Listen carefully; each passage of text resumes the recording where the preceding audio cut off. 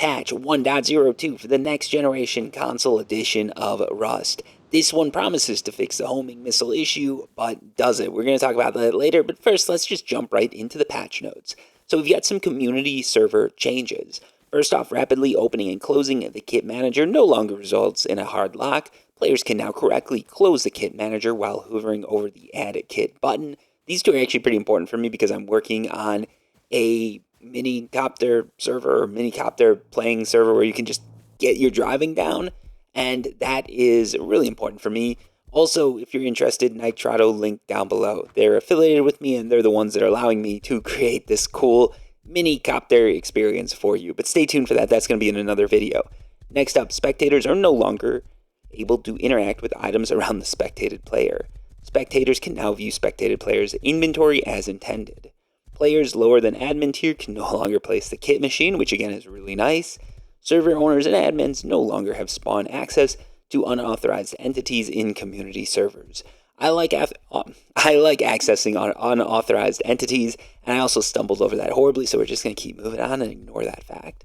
Now we've got gameplay. So first, the homing missile launcher no longer fires without a valid aerial target lock. And this is where the issues come in, folks, because I don't know if they really fixed homing missiles to the point where they won't do damage against building structures. So if you and a buddy, one of you might have a minicopter, one of you might have a homing missile, and if something gets in between you, like a base, I don't know what's going to happen, but I feel like there still might be some bugs. Hopefully I'm not the one breaking that. Hopefully there's someone that's figured it out before, because otherwise I could be ruining the game. They fixed a crash when authorizing another player on an auto turret. Fixed a crash when players are nearby a newly triggered patrol helicopter. Fixed a bug where controller layouts would switch back to default when piloting air vehicles. Sleeping bags and beds are now assigned correctly to the selected player, so you're not going to get randoms sleeping with you. Or you might, depending on how drunk you are. Arrows can now be picked up once they have pierced the body. Players are now able to climb the ladders at the bottom of cargo ship, which is always good if you want to do cargo. Throwable items can now be picked up when thrown or shot at NPCs and player structures. Players should no longer instantly die by collision or radiation when entering tunnels near rocket at launch site. So that's a really good one. I mentioned some invisible wall bugs. That was the big one. Dropped items on the cargo ship no longer clip through the floor and float away. Shooting at animals now correctly displays the X marker on the target. Do animals get the X marker? Is it like trees with animals? I know what they mean. Dead bodies of players or animals no longer ragdoll endlessly after being killed by a thrown melee weapon or arrow. That's sort of cool. I like the ragdoll effects, especially when it keeps going. Those are those like homey little glitches, right? Like they're a little comfy there. You see those things going on, and you're just like, it's Rust. Visual.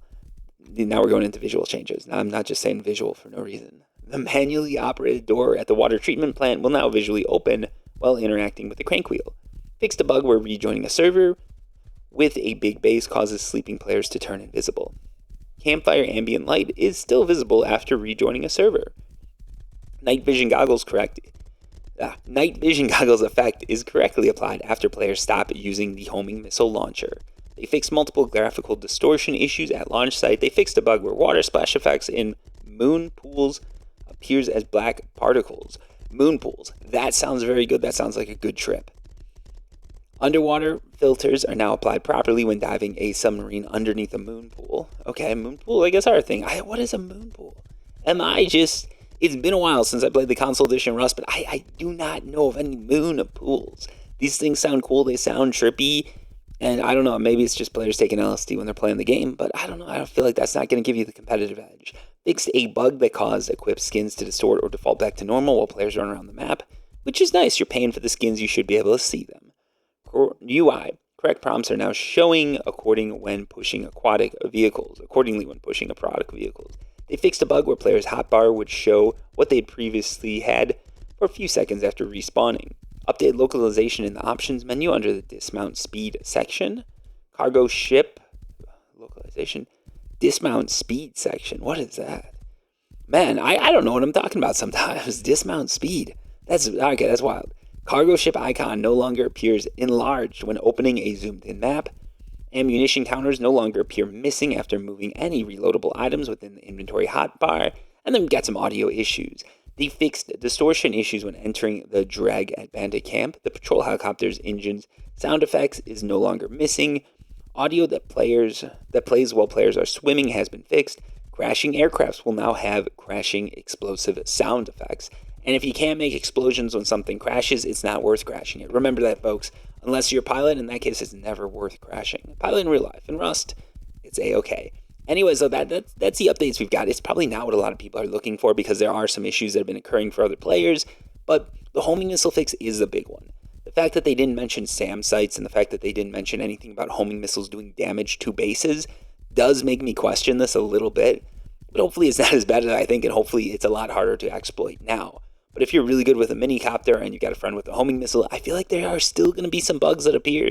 Let me know down below if you are having any issues. I will do my best to get them over to D11. Thank you so much for watching. And if you're interested, hopefully the next video will be on the mini copter piloting server. So stay tuned for that. Until next time, peace.